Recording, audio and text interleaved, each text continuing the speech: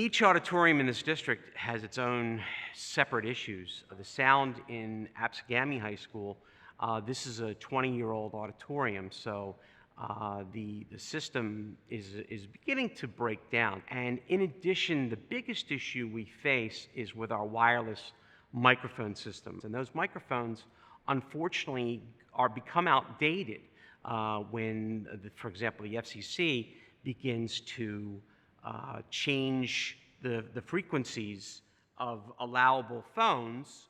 Our microphones go out of date, and we're not allowed to use them anymore. So it's a constant game of trying to play catch up. I know the other two schools rent their microphones, which is really incredibly expensive.